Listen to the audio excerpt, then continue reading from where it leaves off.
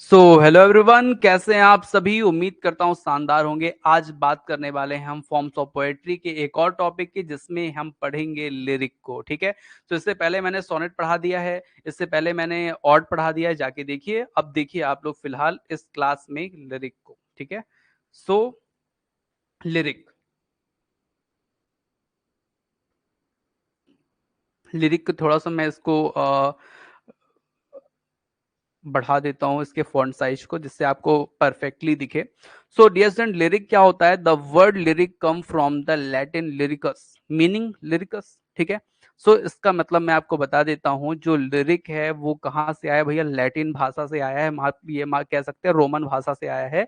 और इसका जो लिरिक बना है ना, वो लिरिकस से बना है। इसका मतलब क्या होता है? लिरिकस मतलब होता है छोटा गाना। ठीक है, क्या होता है लिरिकस मतलब? यहाँ पे मैंने लिरिक लिख दिया है, इसका मतलब होता है स्मॉल सॉन्ग। ठीक है, so lyric is a short poem that express emotion, is emotion and is meant to be sung.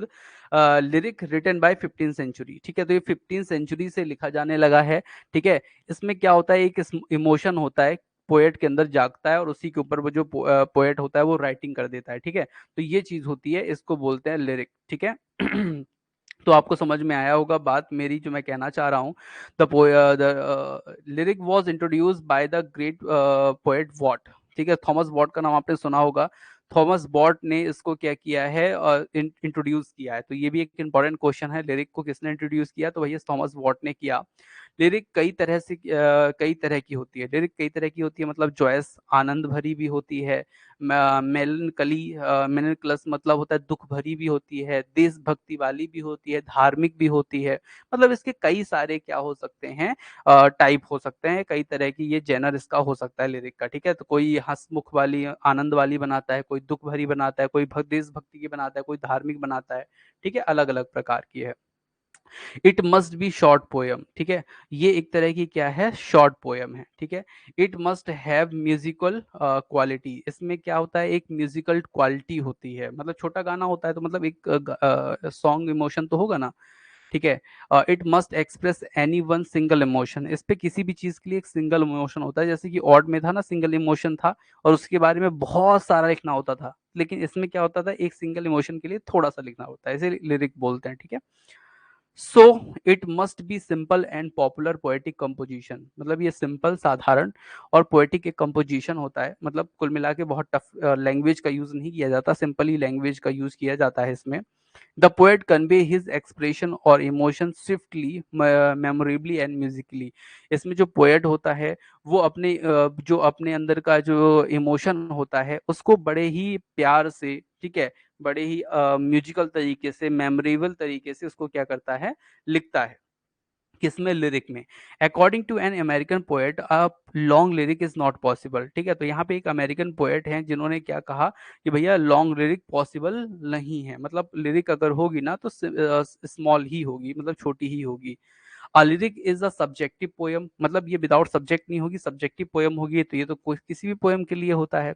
This art was practice practised by the Romantic and Victorian poet like. ठीक है, तो इसको मतलब जो इस art को जो ज्यादा से ज्यादा लोगों ने यूज किया है, या किस समय के लोगों ने यूज किया है, तो आपको मैं बता दूं, रोमांटिक और विक्टोरियन एज के जो पोएट थे उन्होंने इसको बहुत यूज किया है। ठीक है, जैसे कि आपको मैं बता दूं, पीवी शैली हो गए, ठीक है, विलियम वर्ड्सवर्थ हो गए, जॉन कीट्स हो गए, टेनिसन हो गए। तो ये जो हैं ये ऐसे राइटर्स रहे हैं जिन्होंने ऑड में भी अच्छा कमाल किया है और जिन्होंने लिरिक में भी अच्छा कमाल किया है। ठीक है, तो जानते रहिएगा।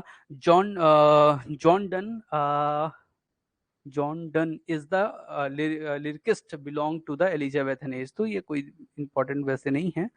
सो go and catch the following star. अब देखिए मैं कुछ आपको लिरिक के नाम बता रहा हूँ जो अक्सर परीक्षा में पूछे गए हैं, बार बार परीक्षा में पूछे गए हैं। ठीक है, और उनके राइटर का नाम मैं आपको बता रहा हूँ। ठीक है, सो आपका सबसे पहला जो नाम है ना वो है आपका जॉन डन। ठीक है, जॉन डन की स्पेलिंग थोड़ा सुधार लीजिएगा। ठीक है, जॉन डन जो है ना, जॉन डन, उनकी जो एक लिरिक है, गो and catch the following star. ठीक है, गो and catch the following star किसकी है? तो भैया जॉन डन की है। ठीक है, फिर बेन जॉनसन की एक लिरिक है, drink to me only with thine. ठीक है, तो drink to me only with thine Ben Jonson की है। ठीक है, फिर है O my love like a red red rose, आपने ये सुना होगा, ये रॉबर्ट बर्न्स की है, ठीक है, रॉबर्ट बर्न्स की ये बहुत इंपॉर्टेंट क्या है, लिरिक है, और आपसे ये पूछा भी जाता है। और अगर मैं आपसे पूछूं कि इसमें कौन सी फिगर ऑफ स्पीच है, तो कमेंट बॉक्स में कमेंट करके मुझे बताइए कि o my love like a red red rose में कौन सी फिगर ऑफ स्पीच का प्रयोग किया गया है, और रॉबर्ट बर्न की ये क्या है, पोयम है। O world o life o time P B Shelley की है, ठीक है, o world o life o time, ठीक है, ये पीबी शैली की है।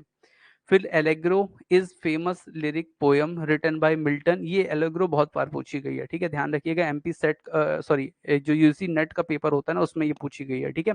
तो जॉन मिल्टन की ये कहानी है, ठीक है, ये एक लिरिक है एलेग्रो नाम की, बहुत ही फेमस है, ठीक है, which means a happy happy man, मतलब एलेग्रो मतलब क्या होता है, हैप्पी मैन होता है, ठीक है, तो ध्यान रखिएगा, एलेग्रो मतलब हैप्पी मैन, और ये किसके द्वारा लिखी गई है, तो भैया जॉन मिल्टन के द्वारा लिखी गई है।